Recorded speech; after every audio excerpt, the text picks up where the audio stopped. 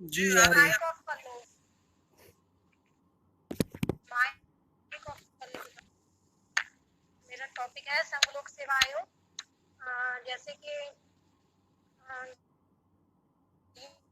UPSC समय भारत का ये केंद्रीय भारतीय संस्था है एक तरह की।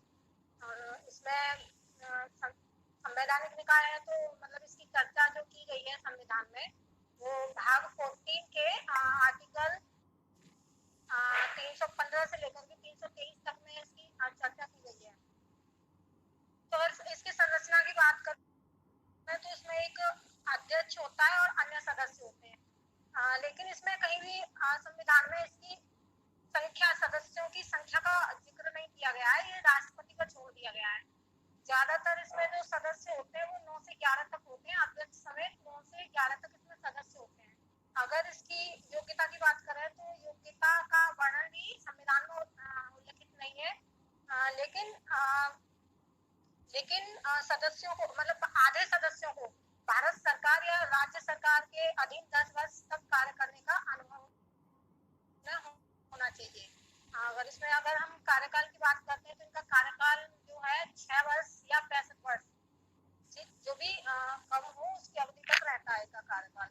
और ये अपना त्याग पत्र जो है राष्ट्रपति को दे सकते हैं, और इनको हटाया भी जा सकता है कार्यकाल से। कार्यकाल के पूर्व भी इनको हटाया जा सकता है सदस्य अध्यक्ष को, लेकिन राष्ट्रपति द्वारा हटाया जा सकता है। लेकिन ऐसा नहीं कि डायरेक्टली राष्ट्रपति द्वारा ही इनको हटाया जाता है। इनको हटाए जाने का भी वर्णन संविधान में उल्लिखित है। इन्हें कदाचार के माध्यम से ही हटा सकते हैं।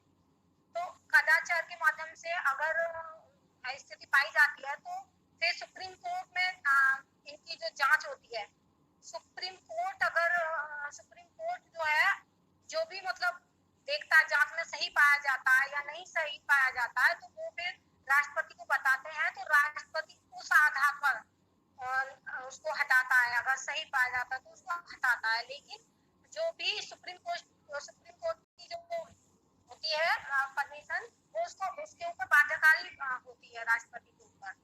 मतलब ये पूरी तरीके से राष्ट्रपति के ऊपर निर्भर नहीं है।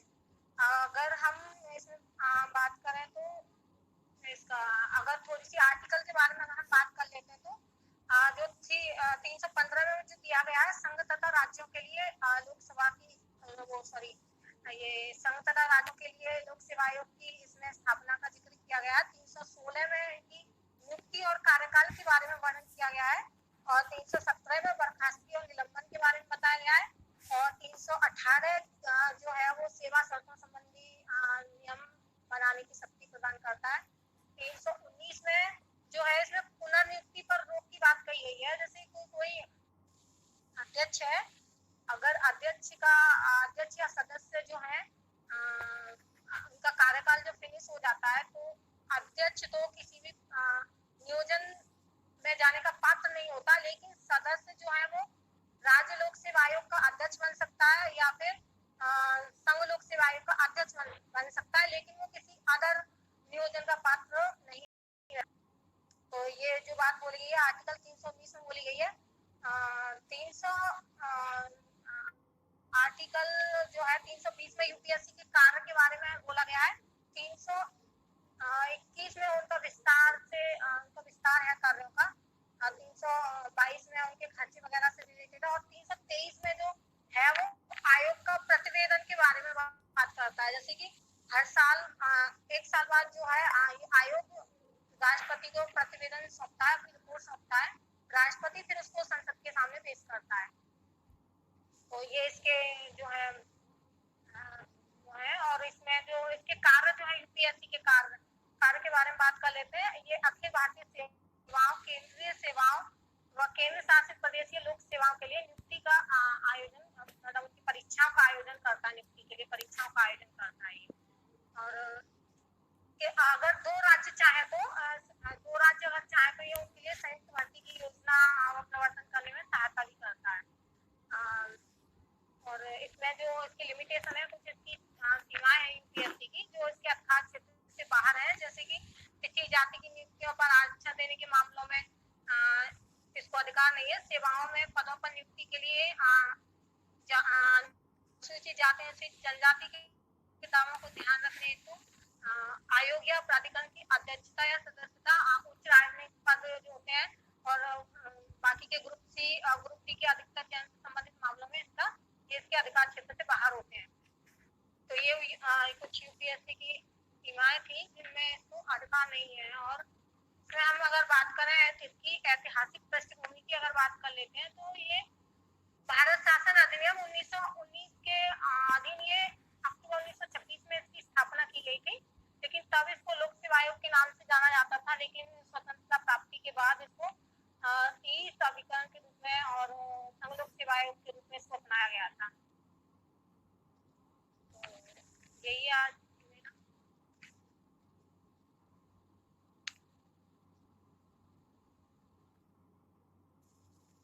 इतना ही है मेरा। जी जी, अपने आर्टिकल भी पढ़े और इसका थोड़ा सा बैकग्राउंड पे नजर डाले।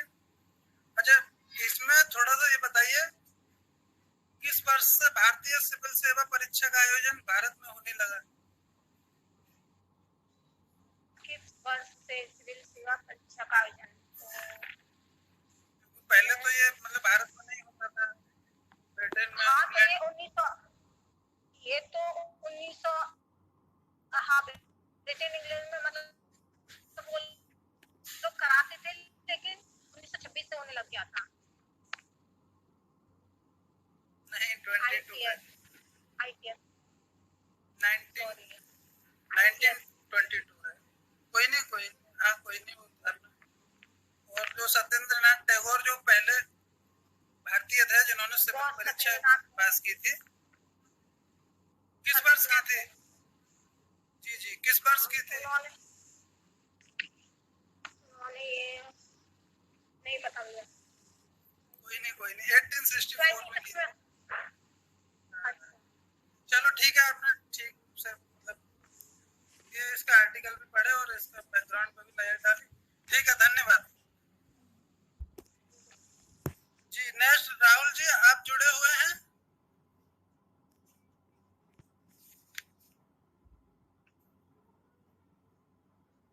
नहीं है क्या? अच्छा जी, राहुल जी चले गए जी।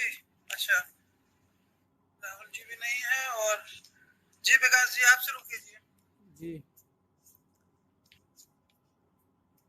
good morning to all of you. Today's my topic is Indian Space Research Organization. ISRO.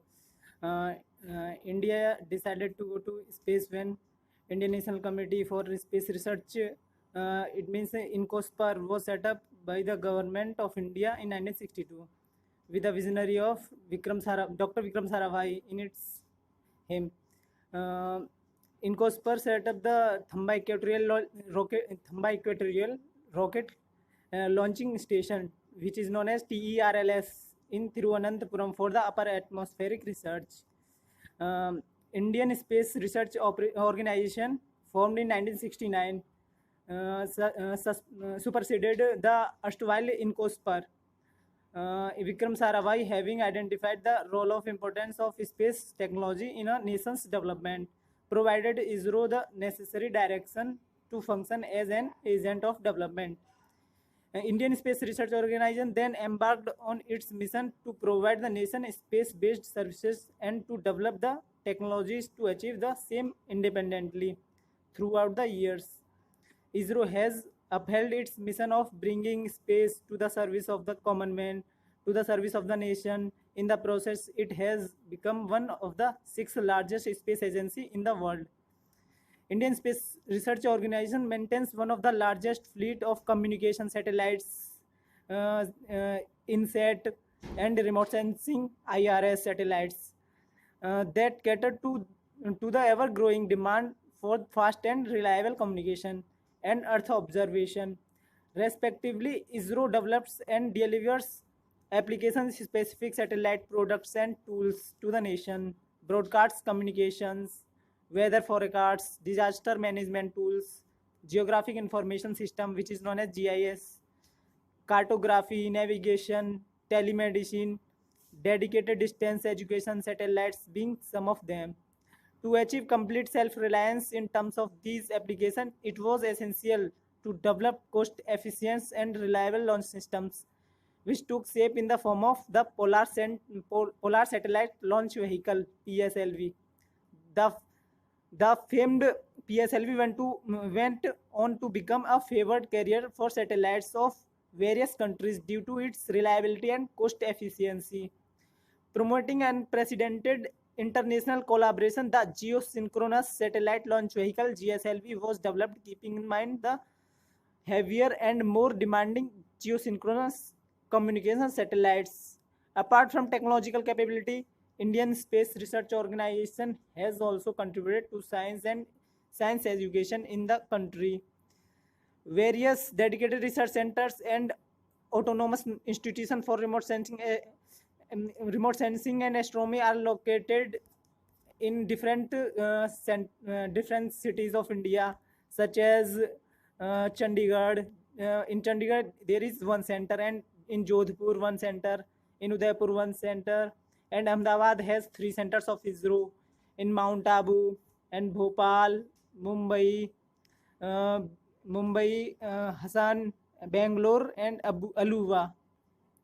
And I am discussing about latest missions which are uh, organized by ISRO, named as PSLV C51 Amazonia 1 and PSLV C50 CMS 01 and PSLV C49 EOS 01 and GSAT 30. Now I want to complete my topic. Thank you. जी विकास जी, अच्छा जी हो गया complete आपका? जी sir. Hello, आवाज आ रही है विकास जी? जी आ रही है। जी जी,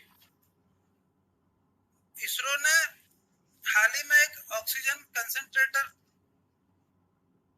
विकसित किया है, उसका नाम बताएंगे? ऑक्सीजन कंसंट्रेटर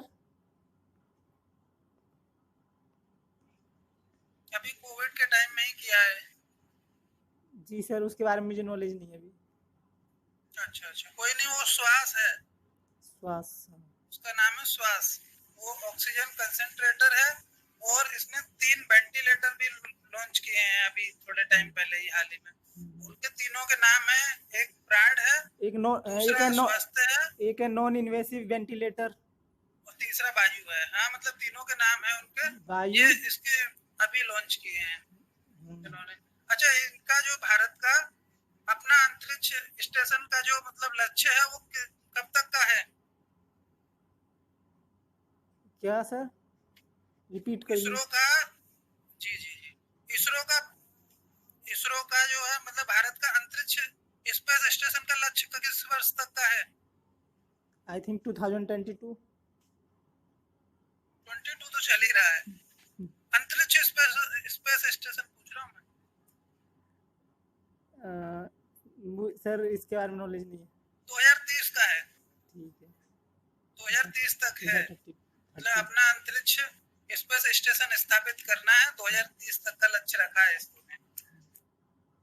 चलो ठीक है, धन्यवाद। और नेक्स्ट है इसमें अखिलेश जी जुड़े हुए हैं।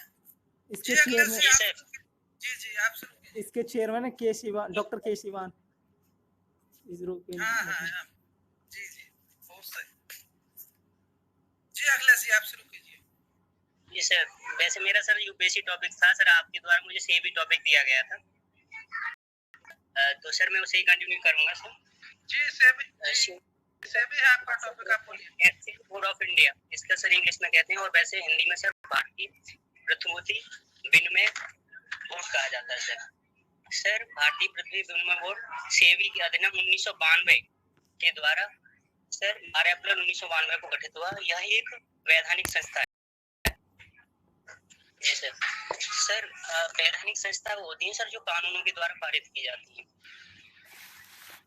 सर सेबी के उद्देश्यों में कार्यों की बात करें तो सर इसमें यानी कि सेबी के कार्य होते हैं सर। प्रथम की बात करूं, पृथ्वी में जो भी निवेश करते हैं उनको संरक्षण देना, जो निवेशक होते हैं सर। सर दूसरा, प्रत्युति बाजार विकास का उन्नयन करना। सर तीसरी की बात करें, उसे विनियमित करना और उससे संबंधित जो भी आनुवंशिक विषय होते हैं उनका प्रावधान करना इसमें शामिल रहता है। सर सेबी की पृष्ठभूमि की बात करूं तो सर मैं सेबी के पूंजीगत निर्णयों मुद्दों का नियंत्रण करना, न्यायिक प्राधिकरण करना और इसे पूंजी मुद्दे अधिनियम 1947 से अधिकार प्राप्त है सर। 1947 से अधिकार प्राप्त है सर। सर अप्रैल 1988 में भारत सरकार के एक प्रस्ताव के द्वारा सेबी का गठन भारत में पूंजी के नियामक के रूप में किया गया था, बाजार पूंजी निर्माण के रूप में किया गया था। प्रारंभ में सेबी एक गैर वैधानिक संस्था थी सर। प्रारंभ में इसका जो गठन हुआ था जो एक गैर वैधानिक संस्था थी। फिर इसे सर जिसे किसी भी तरह से वैधानिक शक्ति प्राप्त नहीं थी जो भी था सर। फिर इसके बाद सर सेबी अधिनियम 1992 के माध्यम से एक संवैधानिक संस्था के रूप में कार्यरत है सर। इसका मुख्यालय सर मुंबई में है और अन्य जो क्षेत्रीय कार्यालय हैं सर इसके 4 हैं, अहमदाबाद, दिल्ली, चेन्नई और कोलकाता। सर सेबी की संरचना की बात करें तो इसमें सर सेबी बोर्ड में एक अध्यक्ष होते हैं और कई अन्य पूर्णकालिक और सर अंशकालिक सदस्य होते हैं। सर संसद तत्कालीन महत्वपूर्ण मुद्दों की बात करें जहाँ से तो ये जो भी समितियां भी नियुक्त करती है सर समय समय पर जो भी मुद्दे रहते हैं। तो सर इसके अलावा सेबी के निर्णय से असंतुष्ट संस्थाएं जो भी सेबी से असंतुष्ट होता है किसी भी मुद्दे पर तो वो सेट जा सकती हैं। एक सेट है सर, सेट यानी security applied tribunal. Sir set में एक पीठासन अधिकारी होते हैं, 2 अन्य सदस्य होते हैं। सुने सर आप मुझे? जी आवाज आ रही है, आप बोलिए। सर इसे दीवानी जो मामले यानी दीवानी न्यायालय जैसे अपना न्यायालय सुनाता है ऐसी अधिकार प्राप्त है सर सेट को। यह अपने आदेश से जो भी इसके आदेश से संतुष्ट होते हैं जो भी संस्था है सेट के तो वो सुप्रीम कोर्ट में सर अपील कर सकता है, उसे अपीलीय अधिकार प्राप्त है सर। सर प्रतिभूति अपीलीय न्यायाधिकरण सेट 1992 के प्रावधानों के तहत एक वैधानिक संस्था है जो 27 मई 2014 के जो जारी अधिसूचना के परिणाम स्वरूप सेट ने PFRDA अधिनियम 2013 के तहत पेंशन फंड नियामक और विकास प्राधिकरण द्वारा पारित आदेशों के खिलाफ एक अपील की सुनवाई और उसका निपटान भी किया है जो वर्तमान में सर जो ठीक है सर। सेबी की शक्तियों की बात करें तो सर सेबी एक अर्ध न्यायिक और अर्ध न्यायिक संस्था है, अर्धविधायी और अर्ध न्यायिक संस्था है जो विनियमों का मसौदा तैयार करती है सर, पूछताछ कर सकती है सर और नियम पारित कर सकती है और जुर्माना भी लगाने का इसे अधिकार है। जो भी कोई संस्था इसके अकॉर्डिंग जो गाइडलाइंस है सेबी की उसे करती है, उस पर जुर्माना भी लगा सकती है, पूछताछ भी कर सकती है, नियम भी उसके जो भी नियम बना सकती है उसके लिए, और वह 3 सीढ़ियों की आवश्यकता को पूरा करने के लिए कार्य करता है। और सर जारीकर्ता एक बाजार उपलब्ध कराने जिसमें जारीकर्ता अपना वित्त बढ़ा सकता है, जो भी इसे जारी करेगा उसमें वित्त भी बढ़ाने की इसे शक्ति है। सर निवेशक की बात करें तो सही और सटीक जानकारी की आपूर्ति एवं सुरक्षा सुनिश्चित करना इसका कार्य है सर। मध्यवर्ती बिचौलियों को जो भी मध्यवर्ती बिचौलिए होते हैं बाजार में उनकी प्रतिस्पर्धी पेशेवर बाजार नियंत्रण करना इसका एक मुख्य कार्य है सर। प्रतिभूति कानून अधिनियम 2014 सेबी अब 100 करोड़ या उससे अधिक राशि पर किसी मनी पूलिंग करने और गैर अनुपालन के मामले में भी अपनी सर सक्षम है, जो भी सुनवाई कर सकता है 100 करोड़ या इससे अधिक के मामले पर भी। सेबी के अध्यक्ष के पास तलाशी, जांच, जब्ती संबंध ऑपरेशन भी इसकी शक्तियां भी प्राप्त हैं सर। उद्यम पूंजी कोष और म्यूचुअल फंड सहित सामूहिक निवेश योजना जो भी सामूहिक जो लोग करते हैं सर, ऐसे 4-5 लोग इकट्ठे हो जाते हैं, ऐसे संस्था एक ही रूप में हो जाती है गठित, तो उनके ऑपरेशन का आदेश देने का अधिनियम इसके ऊपर। उद्यम पूंजी कोषों, म्यूचुअल फंड सहित सामूहिक निवेश योजना कामकाज के पंजीकरण विनिमय को कार्य भी करती है सर। उनको पंजीकरण देना सर, जैसे 5 लोग स्थापित कर लेते हैं तो उनको भी पंजीकरण देना इनका ही कार्य है सर। यह स्वयं नियामक संगठनों को बढ़ावा देने, उन्हें करने और प्रतिभूति बाजार में धोखाधड़ी, अनुचित व्यापार प्राथमिकों को प्रतिबंधित करने के लिए कार्य करता है सर। सेबी की उपलब्धियों की बात करें सर, सेबी एक कार्यशील बाजार में उपलब्ध किया है और बाजार के विकास को गति प्रदान करना इसका मुख्य कार्य है सर। जैसे शेयर बाजारों को भौतिक जैसे इलेक्ट्रॉनिक रूप से जोड़ना, भौतिक बाजारों को इलेक्ट्रॉनिक माध्यम से जोड़ा गया है सर, सेबी के द्वारा ही जोड़ा गया है सर। अदायगी अवधि को कम करना और राष्ट्रव्यापी इलेक्ट्रॉनिक ट्रेडिंग की शुरुआत करना, जोखिम प्रबंधन प्रणाली की शुरुआत करना, म्यूचुअल फंडों का पोषण करना, ये भी अभी वर्तमान में उन्होंने सेबी ने किया है सर। सही मायनों में इसने बाजार की जो भी प्रभावशीलता है सुधार के लिए घरेलू और वैश्विक निवेशों के सम्मान प्राप्त किया है सर। यही कारण है कि वर्ष 2001 की दलाली संबंधी कोई चूक नहीं हुई अभी तक सर। जो वर्तमान में अभी तक देखा गया है 2001 की जो भी बाजार से संबंधित जो भी संस्थाएं हैं उनमें अभी कोई भूल या चूक नहीं हुआ है। इसका ही एक परिणाम है जिसमें जो एक संगठित तौर पर कार्य कर रही है सर सेबी। बाजार में अस्थिरता का मुकाबला करने के लिए विश्लेषणात्मक क्षमताओं में सुधार करना, निगरानी एवं जोखिम प्रबंधन को मजबूत करना और अनुसंधान को बढ़ावा देने के लिए हाल के वर्षों में सेबी द्वारा विभिन्न मुद्दों पर चर्चा की गई है सर, जिसमें सर प्रमुख निम्न प्रकार से हैं। हाल के वर्षों में सेबी की भूमिका और जटिल हो गई है सर। जैसे कि सेबी की वैधानिक प्रवर्तन शक्तियां अमेरिका और ब्रिटेन में इसके समकक्षों की तुलना में अधिक हैं, क्योंकि गंभीर आर्थिक क्षति के लिए दंड देने के मामले में यह तुलनात्मक रूप से अच्छा कार्य कर रही है सर। इसलिए इसकी तुलना ब्रिटेन और अमेरिका की जो भी संस्थाएं वहां पे उनसे की जाती है और इससे अच्छी बेहतर बुश दे रही है सर। यह आर्थिक गतिविधि पर गंभीर प्रतिबंध लगा सकती है सेबी सर, और ऐसा निवारक निरोध तरह से संदेह के आधार पर भी यह कार्रवाई कर सकती है कि अगर किसी सेबी को संस्था यानी कि एक वो होता है तो संदेह किसी भी संस्था पर, तो उसका सर उसके यानी विरोध निवारक से के तहत उसका कार्रवाई कर सकती है। सुझाव के तौर पर सर वर्तमान में देखा जाए तो वास्तव में एक अविव्रतक यानी कि सेबी के यानी कि एक अविव्रतक पर वो है सर एक, क्योंकि बाजार के बारे में सैकड़ों की संख्या में ऐसी जानकारी उपलब्ध है जो दर्शाती है कि बाजार में अपराध या करण हो गया है सर। जो भी संस्थाएं होती हैं वो अपने पैसे को बाजार में लाने से असमंजस में है सर। इसलिए जिससे के चलते सशक्त और गंभीर कार्य करने होंगे, जिससे कि जो भी संस्थाएं उनको एक भययुक्त आवरण है उनके अंदर बैठा हो उसे दूर किया जा सके। यही है सर। जी अखिलेश जी, आपने बताया 1988 में इसका गठन हुआ है, तो फिर इसका मतलब क्या कारण रहे जिससे फिर 1992 में एक्ट लाना पड़ा?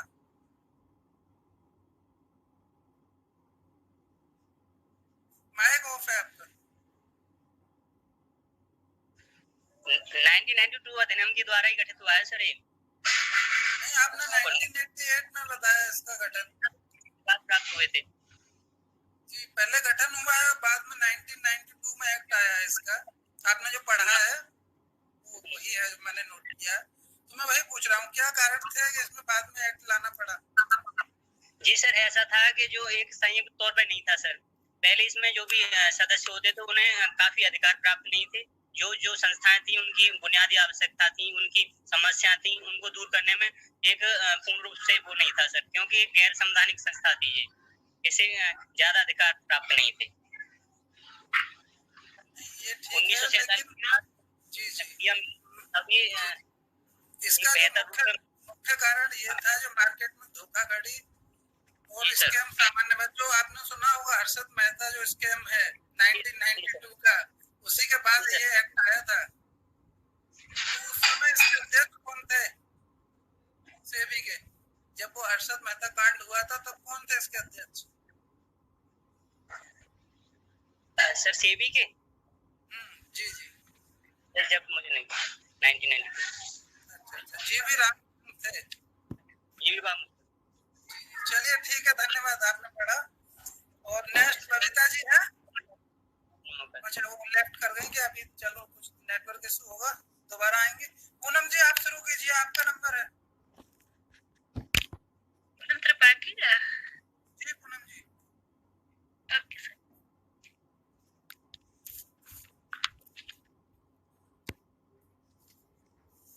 गुड मॉर्निंग जी गुड मॉर्निंग सर। जैसा कि मेरा टॉपिक है नाबार्ड, तो मैं इसमें आपको नाबार्ड के बारे में बताऊंगी। नाबार्ड का फुल फॉर्म है national bank for agriculture and rural development, जिसको हिंदी में राष्ट्रीय कृषि और ग्रामीण विकास बैंक कहते हैं। मैं इसके जो विभिन्न आयाम हैं उन पर चर्चा करना चाहूंगी। पहले मैं इसके बारे में बताऊंगी, इसके कार्यों के बारे में बताऊंगी, फिर इसको क्यों बना और कैसे बना इसके बारे में थोड़ा सा बताऊंगी। नाबार्ड और आरबीआई में क्या कोरिलेशन है, इसमें थोड़ा सा बताऊंगी। ये गवर्न कैसे करता है इसके बारे में बताऊंगी। फिर इसमें इसका योगदान क्या है, इसके अंतर्गत चुनौतियां क्या है, इसके बारे में भी मैं थोड़ा थोड़ा आप लोगों से डिस्कस करूंगी। नाबार्ड जो एक विकास बैंक है जो ग्रामीण क्षेत्रों पर फोकस्ड होता है। यह एक शीर्ष संस्था है कृषि एवं ग्रामीण विकास हेतु वित्त प्रदान करने के लिए। इसका मुख्यालय मुंबई में है। इसकी स्थापना 1982 में हुई थी, जिसका मुख्य उद्देश्य था वही कृषि एवं ग्रामीण विकास हेतु वित्त प्रदान करना। यह जो इसकी स्थापना हुई थी, यह एक चूंकि सांविधिक निकाय है, राष्ट्रीय कृषि और ग्रामीण विकास बैंक अधिनियम 1981 के तहत यह बना था। इसका बनाने का जो उद्देश्य था, ग्रामीण भारत में विशिष्ट लक्ष्यों को देखते हुए जो उनके विभिन्न प्रकार के जो आर्थिक समस्याएं हैं उनमें योगदान के लिए इसको बनाया गया है। और इसका माध्यम जो था ये वित्तीय समावेशन को सशक्त करना था। मुख्य लक्ष्य था वित्तीय समावेशन। वित्तीय समावेशन को मैं थोड़ा सा डिफाइन करना चाहूंगी कि समाज के जो पिछड़े कम आय के लोग होते हैं उनको वित्तीय सेवाएं प्रदान करना और उनको सेवाएं उस फॉर्म में प्रदान करना, उस लागत में प्रदान करना जिसको वो वहन कर सकते हैं। इसके अंतर्गत 3 संस्थाओं को शामिल किया गया था जो आरबीआई की तीनों संस्थाएं थी। उसमें संस्थाओं के भाग थे, जैसे वित्तीय भाग, विकासात्मक योगदान था और उसका फिर निरीक्षण किया जाता था। इसमें 3 भाग को शामिल किया गया था। ग्रामीण आधारभूत संरचना के निर्माण के लिए वित्तीय सहायता प्रदान करना इनका मुख्य कार्य था। जिला स्तरीय ऋण योजनाएं तैयार करना ताकि उपरोक्त लक्ष्यों को प्राप्त करने में बैंकिंग उद्योगों को निर्देशित एवं प्रेरित किया जा सके। कोऑपरेटिव बैंकों एवं क्षेत्रीय ग्रामीण बैंकों का निरीक्षण करना भी इनका कार्य था। साथ ही ने CBS platform core banking solution से जोड़ने का सहयोग प्रदान किया करना भी इनका एक कार्य था। केंद्र सरकार की विकास योजनाओं के डिजाइन और उसका क्रियान्वयन करना भी इनका कार्य था। हस्तशिल्पकारों को प्रशिक्षण उपलब्ध कराना और उनके बनाए गए वस्तुओं को एक मार्केटिंग प्लेटफॉर्म विकसित करके उनकी सहायता करना भी इनका कार्य था। अब नाबार्ड में भागीदारी किसकी है, तो इसमें प्रमुख वैश्विक संगठन सहयोग करते हैं, विश्व बैंक से संबद्ध संस्थान सहयोग करते हैं और वैसे संस्थान जो कृषि एवं ग्रामीण विकास क्षेत्र में नवाचार कर रहे हैं। इनका मुख्य कार्य है वित्तीय सहायता एवं सलाहकारी सेवाएं प्रदान करना और एक प्रमुख सलाहकार की भूमिका निभाना ताकि विभिन्न कृषि प्रक्रियाओं के अनुकूल ग्रामीण लोगों के उत्थान को सुनिश्चित किया जा सके। मैं इसके बैकग्राउंड के बारे में थोड़ा सा बताना चाहूंगी कि जैसे कि जब से हमारा योजना आयोग बना था आर्थिक नियोजन, तभी से ही ग्रामीण अर्थव्यवस्था के विकास के लिए संस्थागत ऋण का महत्व सरकार के लिए आवश्यक था।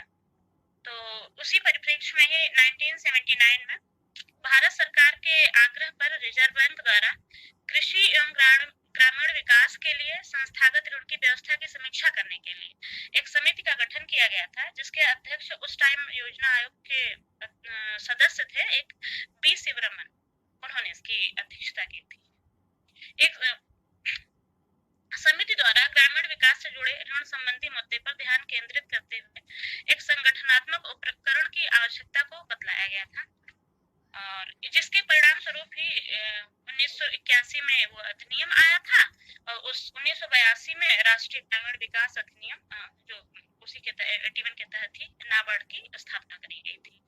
जैसे कि मैंने पहले भी बताया, एक सांविधिक निकाय है। प्रारंभ में इसकी जो पूंजी थी पेड अप कैपिटल ये 100 करोड़ रुपए थी, जिसमें 50 करोड़ रुपए भारत सरकार का था और 50 करोड़ रुपए 50% आरबीआई का, 50% भारत सरकार का।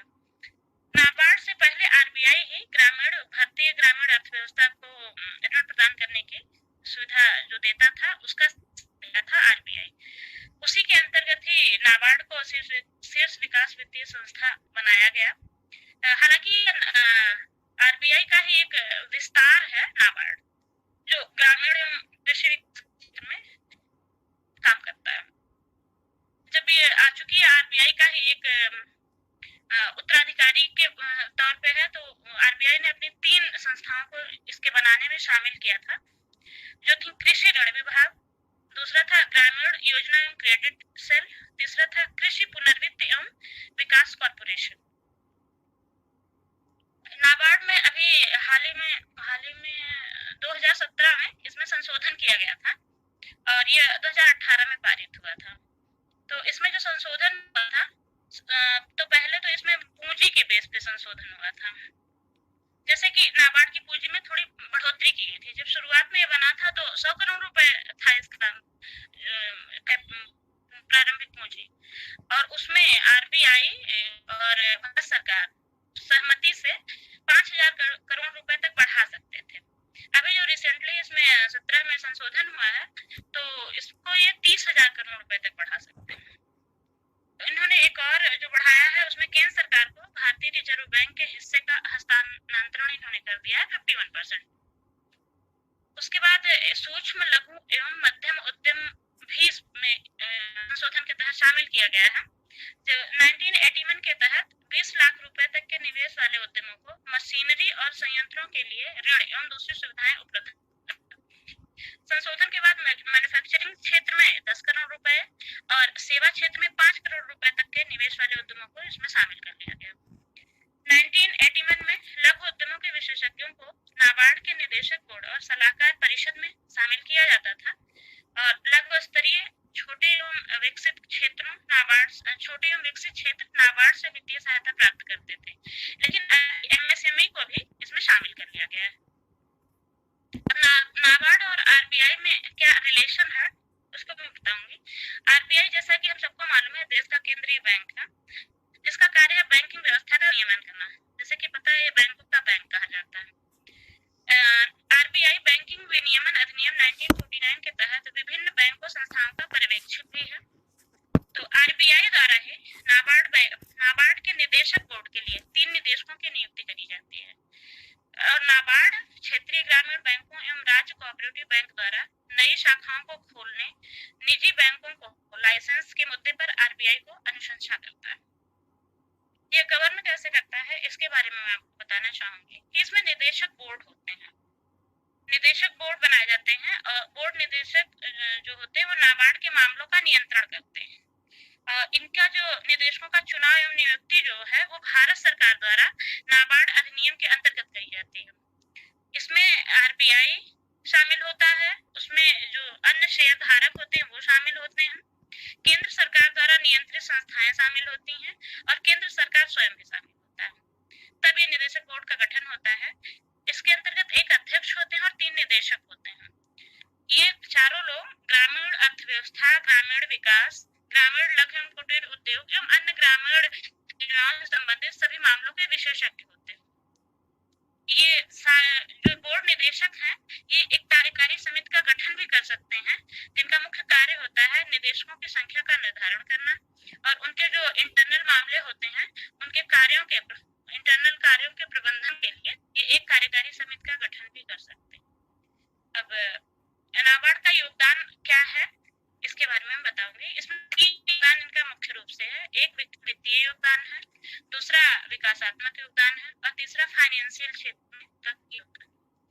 वित्तीय योगदान में जैसे कि ये पुनर्वित्त, लघु अवधि ऋण प्रदान करते हैं, दीर्घ अवधि ऋण प्रदान करते हैं, ग्रामीण और संरचना निधि इनके पास है, ये बनाते हैं, गोदाम और संरचना, मतलब ये जितने ग्रामीण स्तर के खाद्य और उनके छोटे कुटीर उद्योग, इन सबसे बेसिस एग्रीकल्चर से रिलेटेड जितने भी फंड देना, उनको सहयोग देना, इस प्रकार की सारी व्यवस्थाओं को का ये वित्तीय योगदान देते हैं।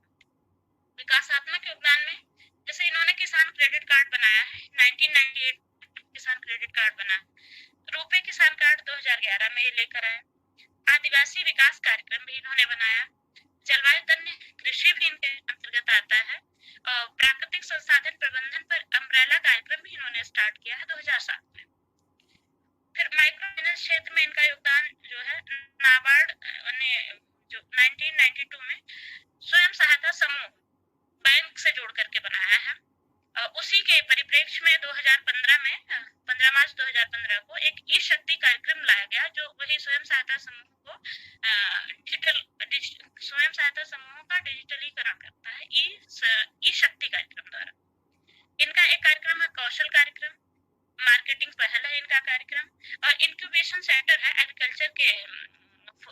क्षेत्र में इंक्यूबेशन सेंटर बनाया इन्होंने, एक तमिलनाडु में बनाया है और एक हिसार में बनाया।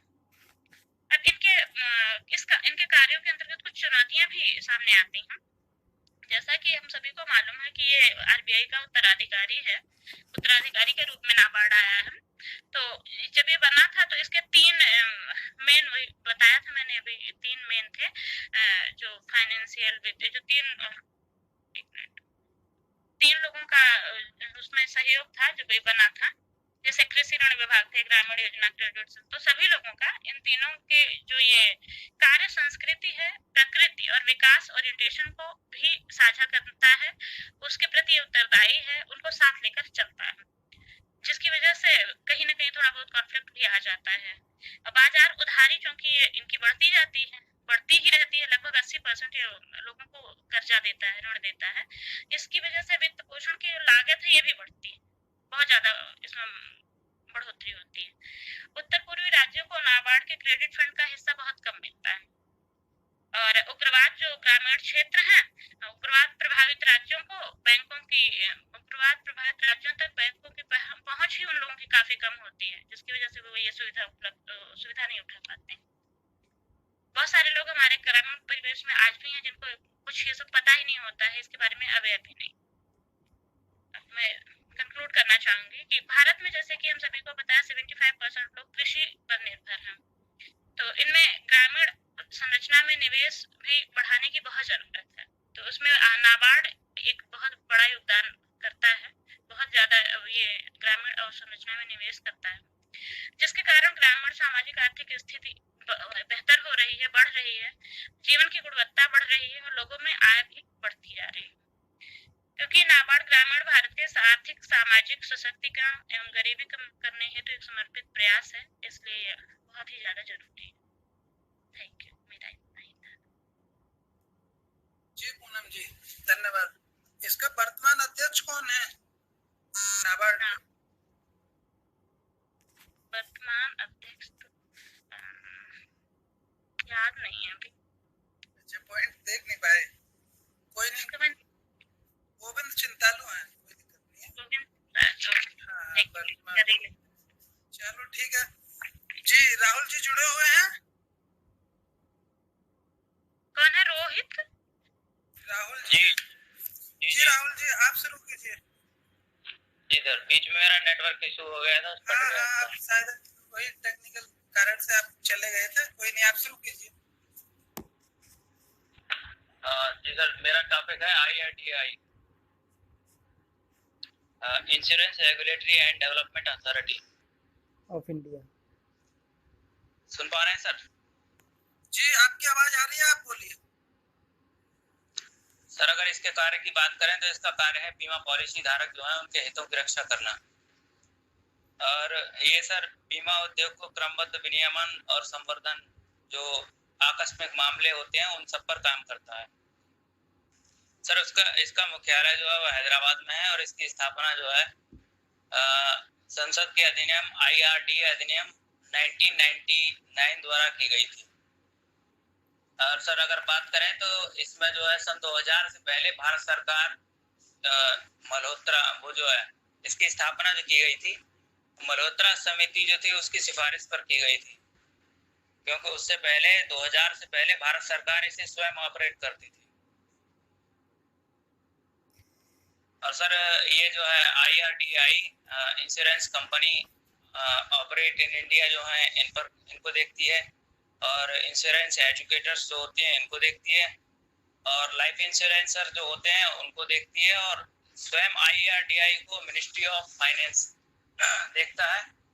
मतलब ये इन सब की निगरानी में रहते हैं, और जो भी इनके मामले होते हैं वो IRDAI से ऊपर जो है ये इनके लिए जवाबदेह है मिनिस्ट्री ऑफ फाइनेंस के प्रति।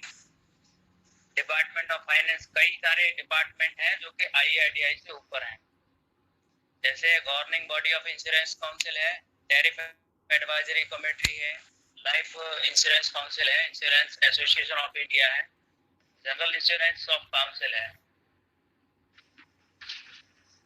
और सर इसमें जो है वर्तमान में 31 जनरल इंश्योरेंस कंपनियां हैं और 24 लाइफ इंश्योरेंस कंपनियां रजिस्टर्ड हैं। IRDAI जो सर है वो बीमा पॉलिसी धारकों के हितों की रक्षा करने की जिम्मेदारी लेती है, जैसा कि मैंने पहले बताया है। और सर IRDAI ने पॉलिसी धारक हित संरक्षण विनियम 2001 को अधिसूचित किया है।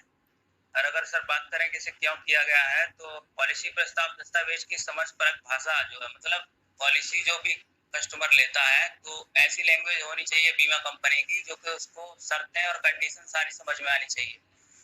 कहीं ऐसा ना हो कि मतलब भाषा को कॉम्प्लिकेटेड करके कस्टमर के समझ में, बीमा धारक जो उसके समझ में नहीं आ रही है और शर्तों में उलझा के उससे कुछ और ही किया जा रहा है।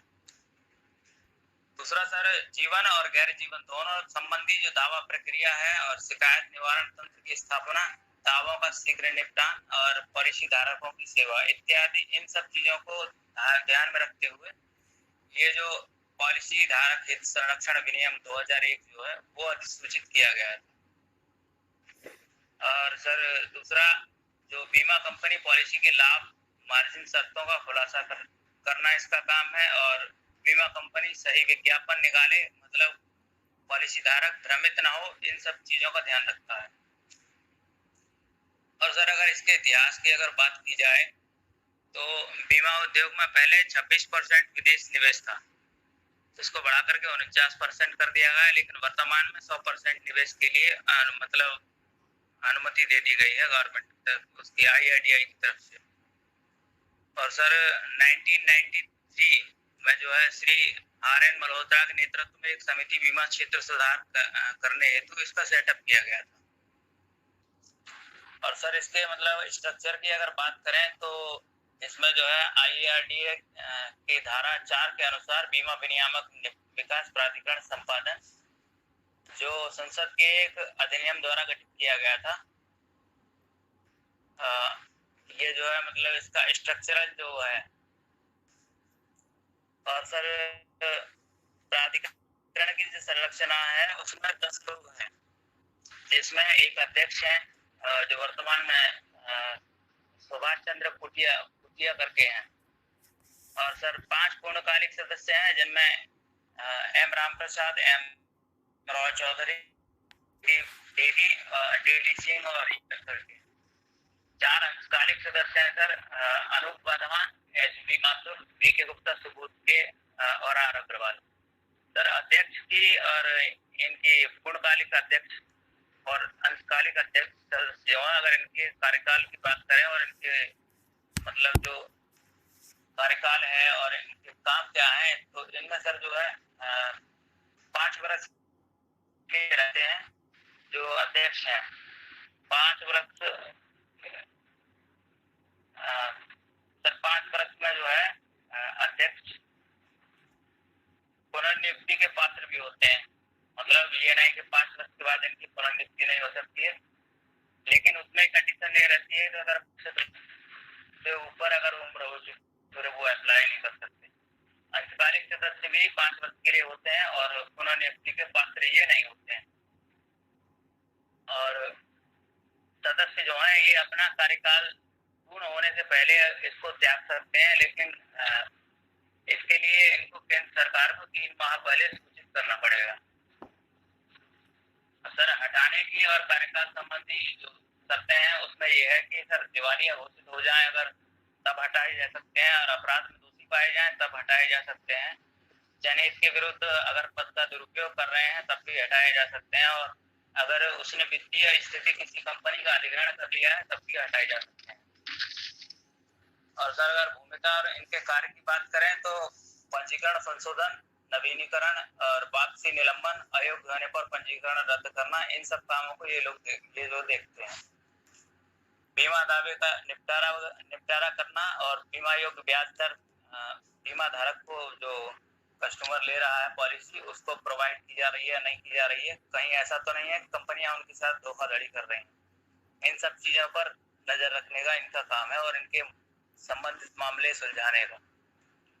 और सर बीमा कंपनी और ग्राहक के विवादों का निपटारा करना इनका काम है, और बीमा कंपनी के द्वारा धन के निवेश नियंत्रण और विनियम रखना इनका काम है। प्रभावी ढंग से टैरिफ सलाहकार समिति के कामकाज की निगरानी करना इनका काम है, और कारोबारी बीमा कारोबार में दक्षता को बढ़ावा देना। और सर अगर बात करें कि रिसेंटली ये जो है चर्चा में क्यों बना हुआ है, तो मोदी सरकार ने बीमा कंपनी के द्वारा जो दावे निकालने पर कड़ी कार्रवाई अभी फिलहाल में की है, क्योंकि कोविड के जो कई मामले आए उसमें कई ऐसी टेक्निकल प्रॉब्लम और देखी गई हैं कि मरीजों को पैसे की आवश्यकता है, हॉस्पिटल के बाहर पड़े हैं, लेकिन इंश्योरेंस पॉलिसी जो है और कंपनियां जो है वो ये नकार रही हैं कि हम कैशलेस जो है उन सब जो हॉस्पिटल है उसको कैशलेस होना चाहिए। मतलब उन्हें जो है बिना वजह के टेक्निकल दाव पेच में फंसा करके उनकी पॉलिसी का लाभ लेने से उन्हें वंचित किया जा रहा है। और सर फाइनेंशियल मिनिस्ट्री जो है IRDAI को ऐसी कंपनी के खिलाफ कार्रवाई करने को कहा गया है। वित्त मंत्री निर्मला सीतारमण द्वारा IRDAI के चेयरमैन जो है सर SC खुंटिया से बीमा कंपनी के कैशलेस दावे खारिज करने की शिकायतों पर तत्काल कार्रवाई करने को उन्होंने कहा है। जी सर, इतना ही मैं आपको कहना चाहूँगा। जी अच्छा, मेरा सवाल है आपसे, किस वर्ष IRDA को सांवैधानिक निकाय के रूप में शामिल किया गया था? सॉरी सर, सवाल तो आप सुन पा रहे हैं ना? आवाज पहुंच रही है? सुन पा रहे हैं।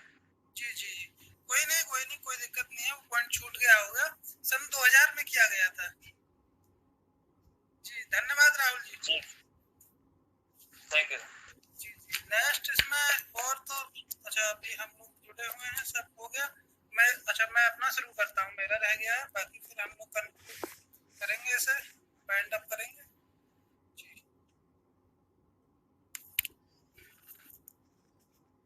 मेरा विषय है DRDO, defence research and development organisation, जिसका हिंदी अर्थ है रक्षा अनुसंधान एवं विकास संगठन। अगर हम DRDO की बात करेंगे तो भारत सरकार के रक्षा मंत्रालय के अंतर्गत एक अनुसंधान एवं विकास विंग है, जो अत्याधुनिक रक्षा प्रौद्योगिकी और प्रणालियों में आत्मनिर्भरता हासिल कर भारत के सैन्य बलों को सशक्त बनाने का लक्ष्य रखता है और आत्मनिर्भरता के लक्ष्य की ओर बढ़ते हुए विभिन्न रणनीतिक प्रणालियों और प्लेटफॉर्मों के सफल स्वदेशी विकास और उत्पादन, जैसे मिसाइलों की अग्नि और पृथ्वी श्रृंखला और हल्के लड़ाकू विमान जैसे तेजस, मल्टी बैरल रॉकेट लॉन्चर जैसे पिनाका और वायु रक्षा प्रणाली जैसे आकाश, रडार और इलेक्ट्रॉनिक्स युद्ध प्रणाली की एक विस्तृत श्रृंखला आदि का विकास और उत्पादन करके भारत के सैन्य बलों को सशक्त करने में महत्वपूर्ण भूमिका का निर्वहन करता है। इसका मुख्यालय DRDO भवन नई दिल्ली में है और इसके वर्तमान अध्यक्ष डॉक्टर G सतीश रेड्डी हैं, जो कि रक्षा अनुसंधान एवं विकास विभाग के सचिव भी हैं। और इसका जो DRDO का ध्येय वाक्य है वो है बलस्य मूलम विज्ञानम, जिसका अर्थ है शक्ति का स्रोत विज्ञान है, जो शांति और युद्ध में राष्ट्र को संचालित करता है। और DRDO का गठन 1958 में भारतीय सेना के तत्कालीन तकनीकी विकास प्रतिष्ठान और रक्षा संगठन के तकनीकी विकास और उत्पादन निदेशालय को परस्पर मिलाकर किया गया था। वर्तमान में DRDO की 52 प्रयोगशालाएं हैं, जो इलेक्ट्रॉनिक्स, रक्षा उपकरण, स्पेशल मटेरियल और जीवन विज्ञान और सूचना प्रणाली को विकसित करने में संलग्न है। और इसके करंट में जो DRDO कोविड जो महामारी चल रही है, इसके समय में DRDO द्वारा तो 2DG ड्रग जो है, जिसको मेडिकल बोर्ड द्वारा आपातकालीन इसके प्रयोग के लिए मंजूरी दी गई है कोविड के इलाज के लिए, वो DRDO ने विकसित किया है 2-डीऑक्सी डी ग्लूकोज।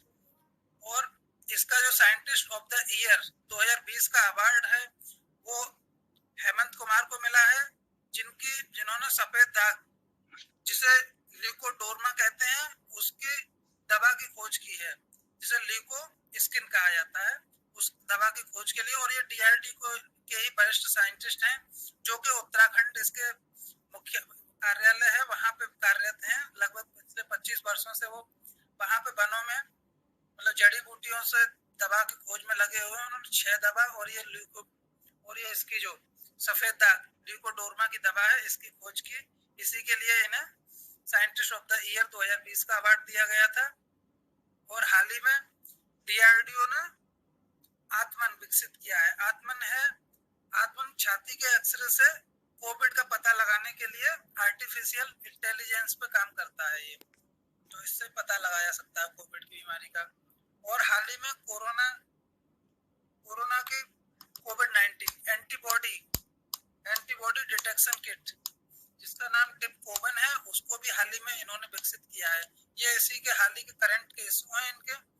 ठीक है, बाकी धन्यवाद, मेरा भी कंप्लीट हो ही गया है जी। और ठीक है, आप जी अगले से बोलिए, क्या कह रहे हैं सर? आप जो बाकी में हम मुख्य बिंदु को छोड़ देते हैं, कोई टॉपिक को आप जो अंतिम में पूछते हैं, वाकई में एक बहुत अच्छा हुआ, इसलिए धन्यवाद देना चाह रहा था।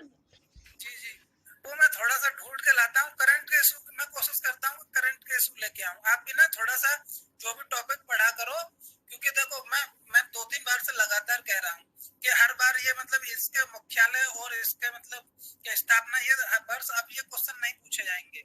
जो हाल ही में अभी जो ये नई मतलब रिसर्च या कुछ डेवलप करते हैं, उनसे जोड़ के पूछा जाएगा।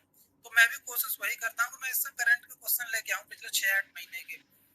तो आप भी कोशिश किया कीजिए कि मतलब करंट के इशू को जरूर टच कीजिए, क्योंकि अब पैटर्न बदल चुका है, वही बार नहीं पूछे जाएंगे स्थापना और वो सब। ठीक है जी, मेरे लिए कुछ बताना चाहें?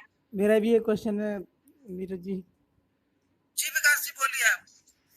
मैं पूछना चाहता, हाल ही में मतलब ये DRDO भी मतलब न्यूज़ में बना हुआ था, मतलब सेना से संबंधित, तो मैं पूछना चाह रहा था किस वजह से न्यूज़ में था? सेना से संबंधित? जी सर। सेना से संबंधित तो अभी हाल फिलहाल में तो ये 2G वाला जो ड्रग लॉन्च किया है, इसमें पहुंचे थे रक्षा मंत्री जी ने लॉन्च किया है, और स्वास्थ्य मंत्री थे वहां पे, हर्षवर्धन मौजूद थे। और बाकी अगर आप सेना के कॉन्टेक्स्ट में पूछ रहे हैं, तो हाल फिलहाल में ये मेरे मतलब न्यूज से बाहर है। हाँ अगर सर, आपको नॉलेज है तो आप शेयर कीजिए। हाँ मैं बता दूं सर, ये मतलब अभी हाल ही में ये एक्सोस्केलेटन मतलब अपने जो कंट्री के सैनिक हैं उनके लिए वो टेक्नोलॉजी प्रिपेयर कर रहा है, जिससे कि वो हाई एल्टीट्यूड में आसानी से जा सकें, जो हमारे मतलब इंडिया के जो सैनिक सोल्जर्स हैं। हाँ ये अच्छा, ये वाली न्यूज आप पूछ रहे थे। जी ये हाँ नॉलेज में है। ये तो मतलब इनका क्या है ना, तकनीक शेयर का है ये अपनी। अब तो हम लोग बहुत तेजी से बढ़ रहे हैं आत्मनिर्भर, जब से मतलब मोदी ने वर्ड लॉन्च किया है, बोला है आत्मनिर्भर के लिए। तो अब हम लोग क्या कर रहे हैं, पहले भारत सबसे ज्यादा मतलब रक्षा उपकरण खरीदता था। अब हाल ही में मैं स्टेटमेंट पढ़ रहा था इनका अखबार में, अभी कल परसों के में, कुछ डीलें पनडुब्बी जो मतलब उससे रिलेटेड है, वो भी उन्होंने रद्द की है। मतलब भारत ही निर्माण करेगा उनका भी। 43,000 करोड़ की डील है, जिसमें 6 पनडुब्बी है शायद। मतलब बहुत चीजें हम लोग क्या कर रहे हैं, टेक्निक को मतलब बाहर से कम आयात कर, खुद पे बनाने पे ज्यादा जोर दे रहे हैं। जी बोलिए। मेरा एक और क्वेश्चन है, ये वैक्सीन से रिलेटेड है। मतलब जो अभी हाल ही में जो 2-deoxy-D ग्लूकोज करके वैक्सीन प्रिपेयर की है, तो उस मतलब वो कैसे मरीजों के लिए और मतलब किस फॉर्म में है, जैसे टैबलेट या इंजेक्शन किस फॉर्म में है, ये पूछना चाह रहा था मैं। जी पाउडर फॉर्म में है वो। और ये क्या करती है, ये मतलब शरीर में ऑक्सीजन की मात्रा को बढ़ाती है, और जो कोविड का वायरस है उसको बढ़ने से रोकती है। जी विकास जी सुन पा रहे हैं? जी पाउडर फॉर्म में ही है ना ये? हाँ पाउडर फॉर्म में, ओरल है। जी और बताइए और कुछ? बस मेरा इतना ही था। कुछ याद आ रहा हो? लेकिन आप सही से अच्छे से ढूंढ के लाए, ऐसे ही ढूंढ के लाया करो हर बार, एक दो क्वेश्चन अच्छा रहता है, नॉलेज शेयर होती है। ठीक है जी राहुल जी, आप कुछ कह रहे थे, बोलिए। मैं कह रहा था नीरज जी कि मुझे कुछ इम्प्रूवमेंट करने की आवश्यकता है। नहीं इम्प्रूवमेंट, देखो इम्प्रूवमेंट तो आपको खुद को पता लग जाती है कि अगली बार। लेकिन हाँ ये है कि अपनी बताई हुई बात हर व्यक्ति को अच्छी और उचित और सर्वोत्तम लगती है ना। तो जैसा कि इंसानी जो फितरत होती है, वो उससे मैं भी परे नहीं हूँ। जी तो दूसरे ये है जी इसमें देखो एक चीज की गारंटी है, अगर जज कराना है जी उसमें देखो एक चीज रहती है, मतलब जज करने वाला क्या है ना, चार लोगों से बात करने से, उनके विचार जानने से, उसी टॉपिक पे अपने विचार जानने से तब जाकर थोड़ा सा आइडिया लगता है। लेकिन